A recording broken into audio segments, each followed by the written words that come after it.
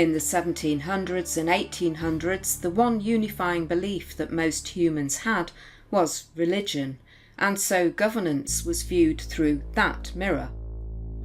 The kings of old typically morphed into the landowning politics of the right, with workers' needs to the left. Nature and religion, always side by side with God, questioned by the empirical evidence of science, saw the emergence of a largely secular society, in the West at least. In Susie Gablick's 1980s book, she points out that we no longer have that belief system in place. Indeed, religion and belief in God was always going to be questioned, but as humans, what will be the glue, the belief that begins to bind us in the future?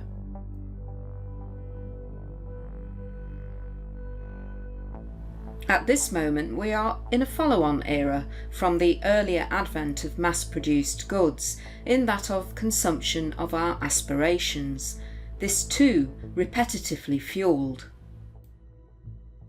But this is also being questioned. Aspirations too seemingly have a shelf life.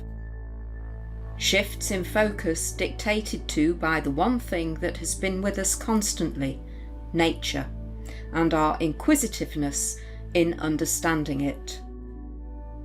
All the things that are relevant to us as humans throughout the centuries have not gone away. As humans, we have left a footprint that, as far as nature is concerned, reads as destruction. Just look at the fate of the mammoth in the wake of any human contact. Yet we also care, it seems, about what we leave as our legacy.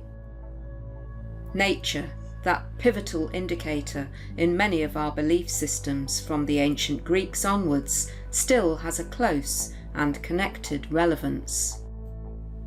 Food, water, shelter, air and climate, the sustainability of all basic human needs, are bound up with each other. Our settled tendency to farming animals is shifting to that of crops. We are seeing water shortages and tensions, if hopefully not wars, around that. Desertification and migration because of it, and whichever way you view fossil fuels, they can't last forever.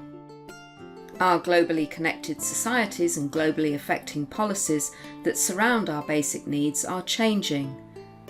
Art can only change within that which changes it. But we are seeing, I believe, another shift in focus, different yet similar to that of the Enlightenment.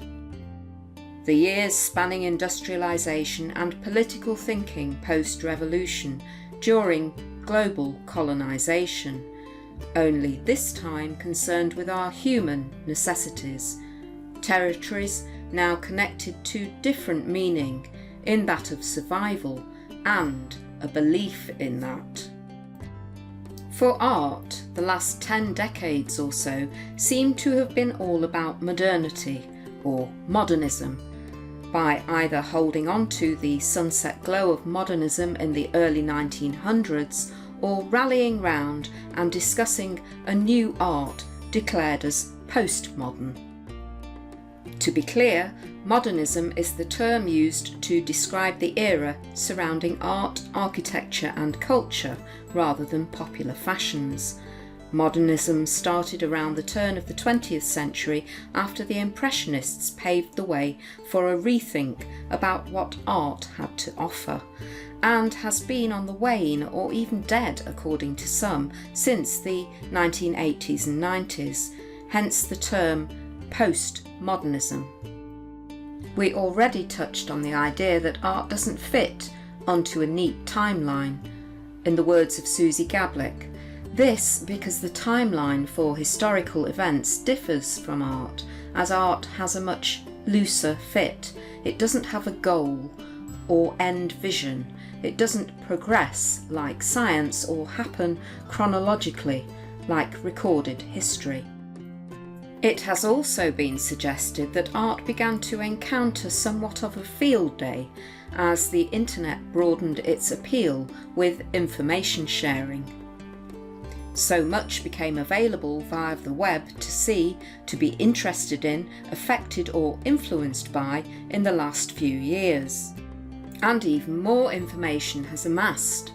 A revolution has occurred surrounding information, this both massive and global, with, of course, those wishing to influence information content, and so too the accumulative effect this mass of current and historical information would have on new art produced.